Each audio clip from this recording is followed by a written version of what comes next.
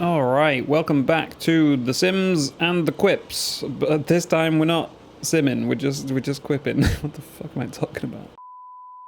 Yeah, you might have noticed that there haven't been many videos recently. I've just not done that much sim racing recently. It's been good weather outside, I've been doing mountain biking and other stuff. But this video kind of relates to sim racing still, because I went to Germany for a couple of weeks to see Hef, and while I was there, we met up with some of the pit skill people that you'll have seen in the ACC sim racing videos. Like this guy in the white suit ahead of me, Haupt. He normally wins pretty much every race that he's in, that we do in pit skill.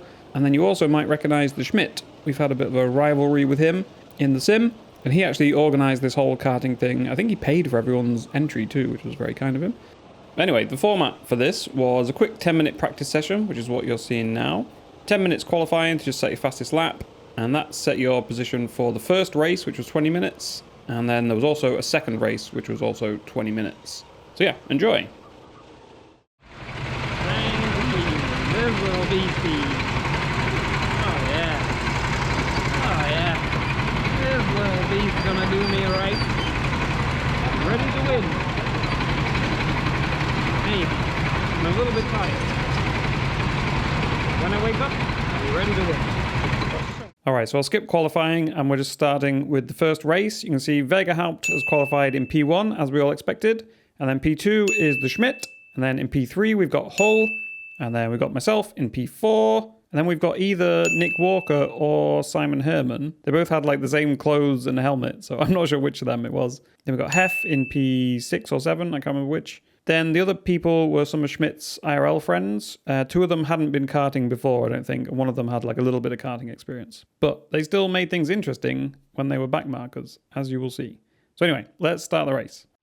So we've got to wait for these lights to go out, and then we can set off and start the process of jumping up and down and humping your steering wheel, as all the pro karters do, I'm sure. I actually do that when I'm sim racing as well to get a good launch. That's a joke, I don't. But yeah, we've got past Hull there, just on the launch. So we're up into P3 as we see Schmidt goes for a dive on Haupt, and Schmidt is now P1. Haupt going to come straight back at him though, which kind of slows them both down more than I was expecting. And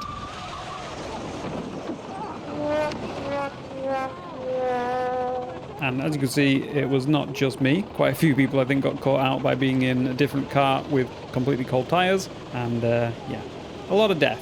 But they did put out a yellow flag, so most people slowed down, which let us catch up a bit. I guess that's kind of cheating, because we didn't slow down, but we didn't overtake on the yellows, so maybe that's fine. I don't know.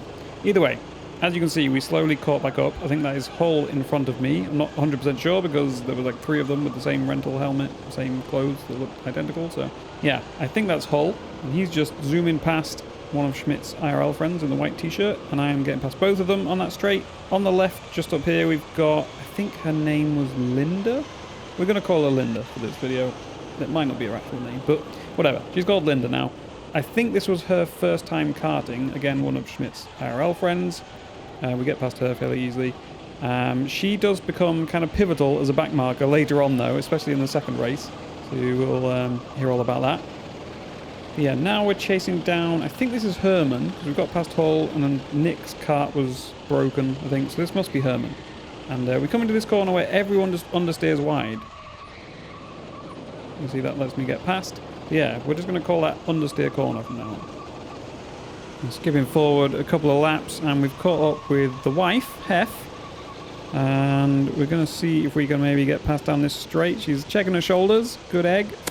I give her a bump draft there instead of trying to pass, because this straight like has that chicane in the middle of it that you just saw there. And it was actually quite sketchy to try and pass people. So she's going defensive here, which then kind of screws her on the exit. But it does give her the inside for the next corner. So now we're going to go side by side into this corner where I died at the start. And I thought about trying to kind of go around the outside, but it's tricky. It's like a long double apex to left. And then it swings you into like the wrong side of the track for this really tight right. So she gets a poor exit. But you can't really attack around this section at all, at least I couldn't. See, she bounces over some curb there, which sends her wide. There were a lot of curbs on this track that, like, you needed to use them to make the corner fast. Like, you couldn't just not use the curb because then you were having to, like, have a lift in the place where you could go full throttle otherwise. But when you did use the curb, it would bounce you quite a lot. Like this section here too, this right-hander that we're just going through now. You needed to cut a bit of that, but if you cut a tiny bit too much, it would like bounce you out really wide. There were quite a few curbs like that. Here you could run super wide on the left, but it was really bumpy. I'm coming down the straight again, but again, because of this chicane here, quite hard to actually pass once you get to the point where you built up enough speed. So again, she's going to take the inside to go defensive. It'll probably end up just playing out the same way as it did last lap. I get a better exit, but just can't really do anything with it because she covers the inside. She's good at defending on both the sim and in real life. I thought about trying to go for it here. On the GoPro, it looks like there's a lot more room. In real life, there was never like enough room to go for it there because you were flat out through both of those corners. You kind of need a braking zone to be able to actually dive someone. And there just wasn't any braking at all in that section really until you got to the end. Now, if you look to the right here, you will see a dead Schmidt. He was battling for P1, I believe, with Vega Haupt. They were like miles ahead of everyone else after that crash that I caused at the start. And yeah, somehow he died. I can't remember exactly what happened here, but he died. So now he's going to rejoin right behind me and Hef. And this becomes a three-way battle for, I think, P3 or P2 now? But anyway, we're getting quite a good run on Hef here. I gave her a little tap there. I don't know if you could tell, because again, GoPro makes things look a lot further away than they are, but gave her a little tap. Was quite worried for a second because that's like the fastest corner on the track. And yeah, I thought I might have nudged her a little bit too fast into it at one point. I got a better exit again out of that corner, but this time we are going to go side by side through this weird chicane thing that's basically flat out. Well, it is flat out. But when you're side by side like that, it didn't look like much on the camera, but it felt like quite a bump. Felt like you got a little bit of air as you were going over those curbs at that speed. Yet again, though, we're going to end up in the same position where she's defending the inside of this double apexer. And again, I kind of look for a move there, but there's just nothing you can do on that bit. It does mean that her line is completely compromised into this corner. I get a better exit, but there's nothing you can really do here because this is all just flat out. These two corners were like fairly easily flat out, so I could never get a move done there. But this classic understeer city corner, she goes all the way wide into the wall, and we get past. So skipping a few more laps ahead, and I'd built quite a gap to Hef and Schmidt behind me. So I kind of decided there's no way I'm catching Vega Haupt, who's like 3 miles ahead. I'm going to just lift a little so I can have a fun battle with these guys for this race. Like, I don't really care where I finish. At the end of the day, obviously, it's a race, you want to finish high, but when there's no chance of getting P1, I'd much rather just have some fun side-by-side battles with people, and who cares if I end up finishing P5 instead of P3 or whatever. It's way more fun when you're karting with your friends to actually have some side-by-side battles. So yeah, I lifted a little bit to let them catch up, and now you can see the Schmidt managed to get alongside us there. So now things are going to get more interesting. And now the one that runs a bit wide there, but obviously we're going to have the inside for the next corner. And he does get a slightly better exit, as you'll see. He's right on my bumper pushing me along, but it's not enough to get alongside. And this corner here is just flat out entry, so unless you're like really alongside, you can't do much there. This is the one with the curb that you have to cut just enough. And then this one's not a very long braking zone, but the Schmidt actually manages to get an overtake done there, which kind of surprised me. Like, I didn't see that coming at all. I hadn't considered trying to overtake into that corner. But does mean I get a better exit. We go side by side through the fast chicane again. He's the one that has to go on the bumps that time. And then I just cover off the inside on this corner, so there's nothing else he can do. And then there's a couple more laps to go until we catch up with some back markers, I think. There we go. Through the magic of video editing, there is now a back marker. And I think this was one of the guys that had never been karting before, as you can maybe tell. And the Schmidt is also trying to attack me while we're trying to get past him, which makes things very interesting. And because I've just seen him kind of bouncing off track a little, I was quite wary of going for any moves. Like, sometimes it's harder to get past slower people than it is to get past people with your sort of pace, because you don't know what they're going to do. And you can see there, Hef was actually 3 wide with me and the Schmidt. So this is getting very spicy now. I'm checking over to see where he is, and he's coming along the right-hand side, and it's too late for me to kind of swing over and chop across him at that point. So he's got this corner. You see his kart bouncing loads as he took a lot more of the curb than normal. I actually thought he was going to run wide there, so I kind of like lifted to let him go through at the apex and was hoping he would run really wide. But yeah, now I've got to chase him down, and then Hef is not too far behind. He's giving me the finger, I'm giving him the finger back. Just a friendly greeting, you know, as you do. You see we gain a little bit on the top end here. He's going to defend into this corner just like Hef was doing whenever I was trying to attack her here, which is going to lead to the exact same situation again. Deja vu of someone being on the inside here and there's just been nothing that I could really do. And we go into the little tight right-hander. This was like the slowest part of the track. Doesn't really look much different on camera in terms of speed, but yeah, that corner felt just really like the kart was bogging down all the time. It was really horrible. He's going right on his bumper here, and going into the little understeery corner, I actually give him 3 little taps on the rear. Here's a little replay of that very clean move. I wasn't intending to do that, to be honest. That wasn't an intentional, like, oh, I'll nudge him out of the way. I just braked, like, I guess a tiny bit too late for having someone in front of me. And, yeah, just happened to, like, bounce off him 3 times at very, like, low impact. Like, it didn't push him really hard or anything, but it definitely pushed him wide. And then I was like, well, if the door's open, I'll go for it. But I knew it was very cheeky, and I was kind of giggling to myself at the time. But you see, he goes for his classic move. We have another little contact there. Yeah, he loved that overtaking spot, apparently. I'm giving him a little bump draft down this straight here. You see his head wobble in. He's doing the aerodynamic tuck, as everyone does on a go-kart. I don't know if that really makes any noticeable difference, to be honest, but yeah, he's going to go for the defense again. We're going to have the same situation. He does check his shoulder, which is nice. Which reminds me, actually, I'll insert the clip. There was a guy where I was karting somewhere else recently. He would do the shoulder check things, like see if there was a kart there, but not on the entry of the corner, like not before he turned in. He would do it at the apex. Don't look behind you there. What the fuck? Just play your game. What are you? Jesus Christ, bro's looking at me more than he's looking at the track. Like mid-corner, he's looking behind him. That's crazy. Oh, now he gets past. Why is he just constantly looking behind him? This is so weird. Like, just focus on the track, my guy.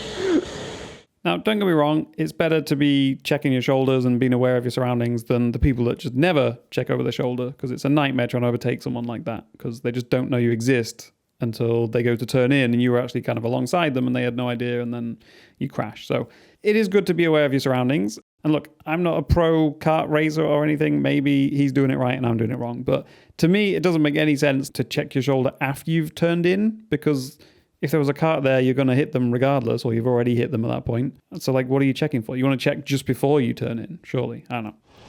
Anyway, back to Germany, back to the battle with the Schmidt. We're right on his ass. We're going through understeer corner. And we've got Hef just behind us as well. You see me checking my shoulders, both sides, just before I turn in. Not at this point, not at the apex.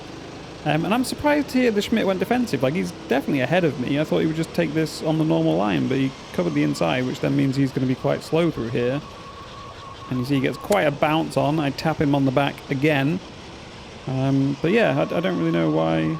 Like, most people are usually pretty aggressive in karts and usually, like, chop your nose off if they've got the slightest bit of, like, lead. But yeah, we get alongside of him again here. Zoom past on the straight. Then he is going to do, I think, a little dive here, if I remember rightly. Yeah, I actually wasn't expecting that. I thought he would give me another friendly hand gesture. I give him one back. So you can see the Schmidt still just ahead of me, and then ahead of him we got Nick, whose kart was absolutely fucked from the first crash. So Schmidt zooms past him pretty easily. But then if we zoom in here, you can see we've got Linda. Like I said, I think that's her name, not sure.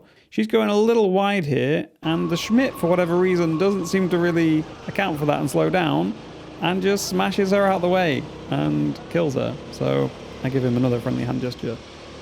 And then I go full White Knight mode and avenge her death by overtaking the Schmidt. So yeah, that was, I don't know. He said he lifted a little bit, but it seemed like that should have been kind of avoidable. I kind of saw it coming from where I was all the way back there.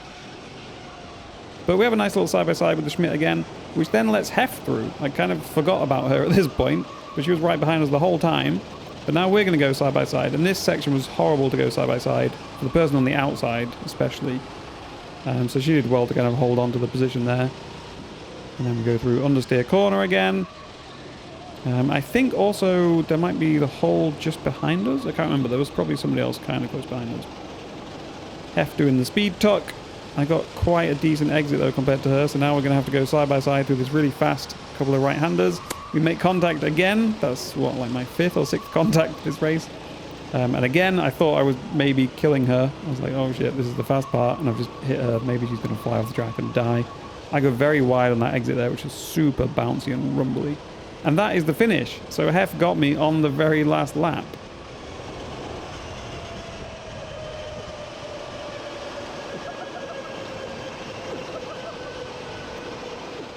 So these were the results of race 1, and Schmidt's transponder on his kart stopped working on like the second to last lap. So he's showing us P8, but he should actually be P2. So yeah, it was Vegahaupt P1, then Schmidt, then Hef, then me. But you'll notice I got the fastest lap of the race.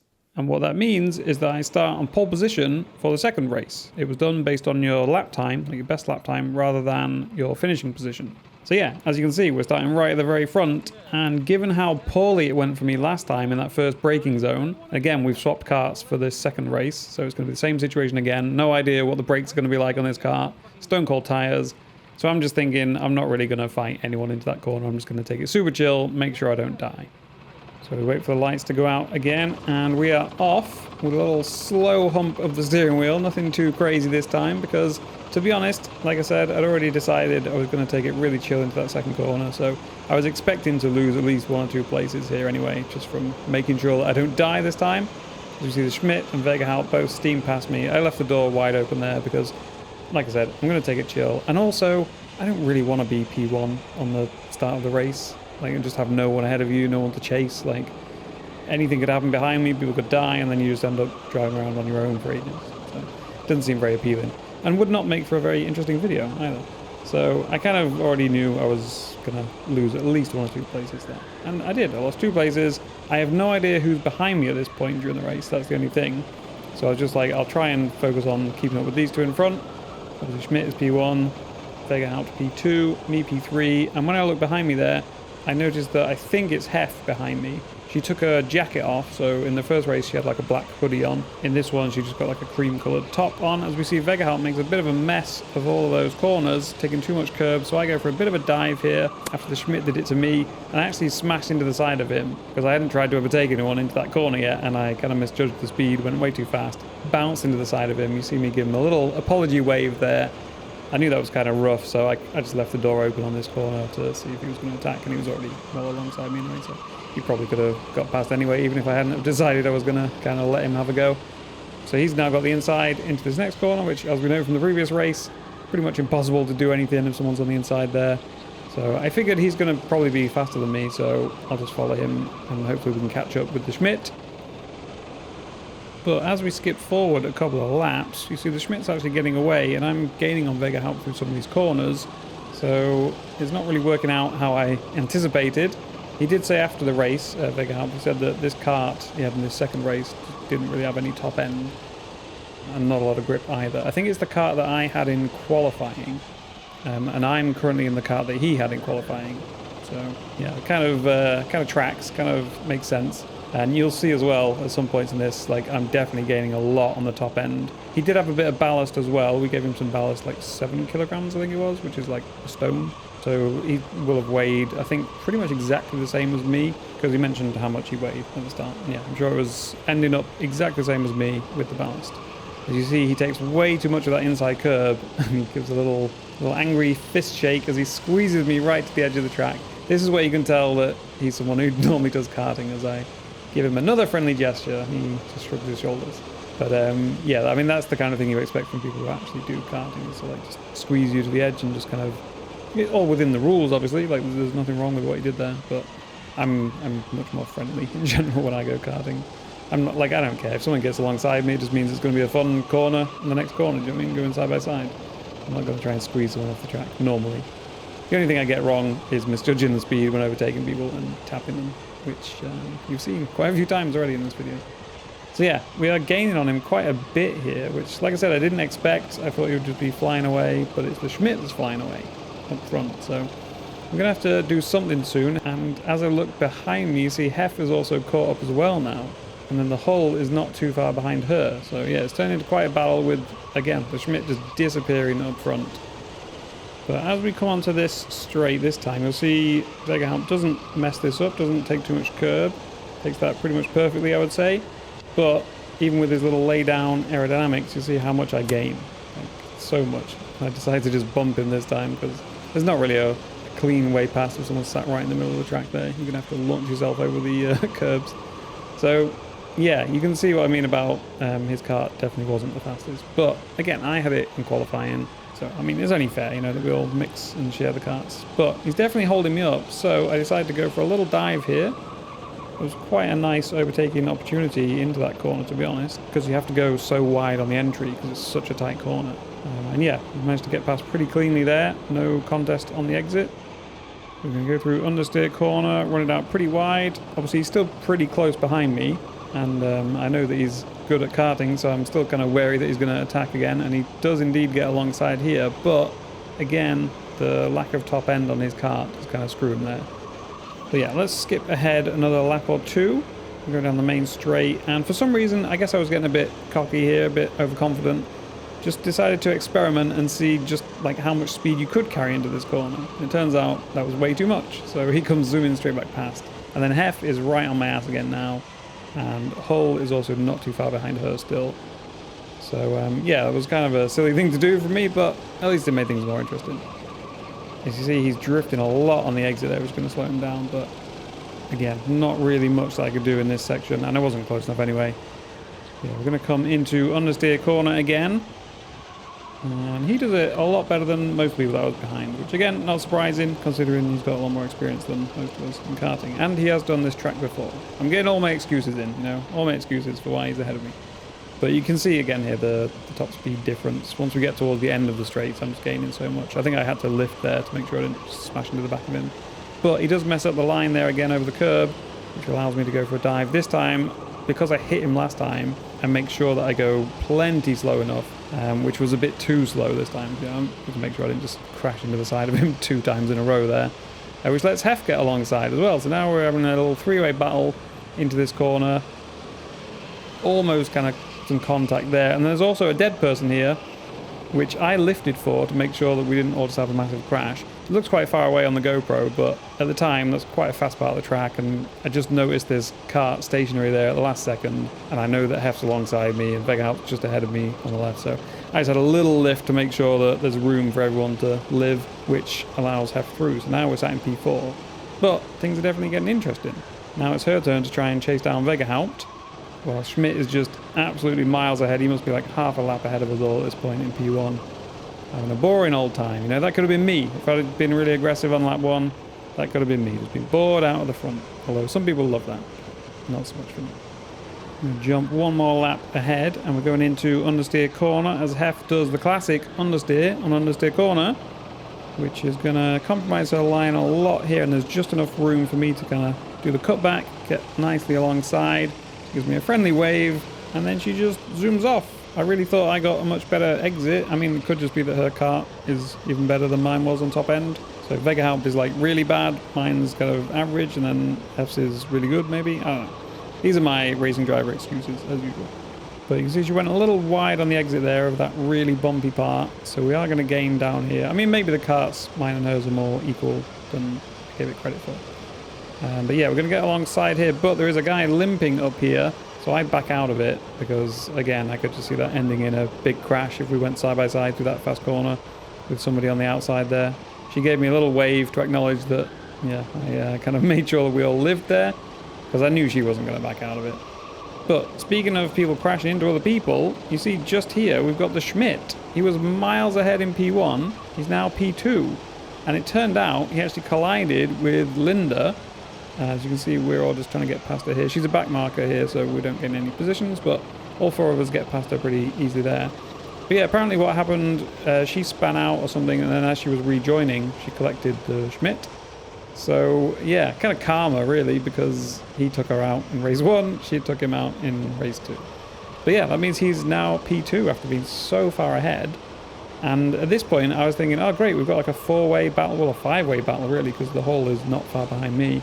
But because the sessions were only 20 minutes long, and you have like no idea how long you've been out there at the time, I was thinking, we're probably only going to get like 1 more lap, maybe 2. But we actually got a few more than that, so we get to enjoy this battle for quite a while. As we see the Schmidt going for a little move on Vegahout, although he's going to have the inside for the next corner, and as we saw, whenever I tried to attack Hef there, it just doesn't happen, so Vegahout stays ahead. I smash into the back of Hef because she was obviously going a little slow to try and avoid the guys ahead that were too wide. But we all make it out alive, and no one's changed any positions just yet. Half a lap later, and we're going to be coming onto the main straight. I thought Hef was maybe going to go for a little look down the inside there. As we see again, I think I get a bit of a better exit out of that corner, but it doesn't really translate into anything this time. So we're all going to carry on single file down the main straight. But the Schmidt goes for a cheeky move. Vegahout already got his arm out the window, complaining. Window? There's no windows. Well, let's take another look at that, because that kind of came out of nowhere. There was a little gap there. Schmidt goes for it. He's got maybe 2 wheels just on the grass, but that seems perfectly legal to me. So he's going to have the inside now for this next corner, and he gets the move done. So he's up into P1, and at the same time, I got past Hef, but not fully. She's still just there, and she manages to take the position back. So yeah, I was very briefly up into P3. As you see, I give her another little tap in the back there, but Schmidt has kept hold of P1. Vegahout flailing his arms around, as usual, in disgust at his terrible kart. I think he was just shouting at his kart the whole time. But I don't know. He was shouting at something, and it's not the last time you'll see him waving his arms around, put it that way. But yeah, we're going to come down onto this back straight again. And here, Hef goes defensive, which I was kind of sad about, because at this point I'm thinking, let's just keep up with these guys. Like, I'm not going to attack at all down here. I don't think I could have even attacked, even if I wanted to there. So she goes defensive, which makes her really slow, and then I tap the back of her again. And yeah, I remember at the time being like, no, don't defend the inside. I wasn't going to attack anyway. So you see the guys up ahead are battling. They're almost side by side again. I'm going to get alongside Hef here. I'm going to go through the weird chicane thing, side by side, just about. She's got the inside, so there's probably not going to be much I can do as usual. We'll see how it works out as Vegahout and Schmidt are now having a good old ding-dong up ahead. And Schmidt's actually going to keep the position, it looks like. Vegahout's really trying to go for it here. It's so hard to do on that section. I'm going to tap Hef slightly again there, I think. But if we look up ahead, Vegahout's actually managed to get alongside into this section, which is not something I ever managed to do, no matter how well I exited the previous corner. So now they're going to go side by side into understeer corner. A little bit of door banging again. Vegahout's on the inside and somehow manages to fit his cart down this tiny little gap here. But it was such a tight angle that he just completely ruins his exit. So Schmidt zooms back past. Hef zooms past. He's waving his arms around. I give him a bump because I feel sorry for him and don't want to just zoom past as well. But now somehow the Schmidt is just rallying. I think he's going to come back onto the track into me, so I go off track. And now the hull dives past me. So now I've gone from like potentially getting like P1 or 2 maybe to 5th. And that's the checkered flag. So again, I got absolutely screwed on the last lap. Let's take another look at that and see exactly what happened.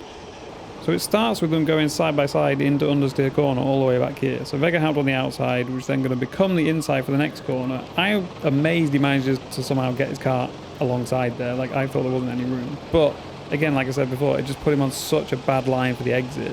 So then everyone that took the corner on a more normal line just zooms past him. And his kart wasn't very good on the top end. So all those things compounded. But then watch the Schmidt up ahead here. He's just casually going into the grass. I really thought he was going to smash into that tyre wall, man. Let's watch it in slow-mo and see what happened. The crazy thing is, no one was even like that near him. He was just P1, no one was side by side. And yeah, I had no idea how much he was going to zoom across the track when he rejoined, so I took evasive action onto the grass, which I still think was the right thing to do. Obviously, hindsight 2020, you can say what I should have done differently, but I think I didn't have much choice at that point when someone's barreling across the grass, aiming directly at you. I think you've got to just try and avoid them because you don't know how well they're going to be able to collect it. It's a shame there wasn't one more lap just to be able to at least battle with the hull. Not because I wanted to get the place back, but just so we could actually have a bit of a battle, because I didn't really get to do any side-by-side racing with him, so that was a shame. But yeah, these are the final positions, and you can see in all that chaos, Hef managed to pick up the win, and she was only 1/10 off the fastest lap of the race, which was me again. Yeah, just saying, just going to leave that out there. I think that's a fitting way to end the video, you know? I was fastest in both karts. We'll just leave it there.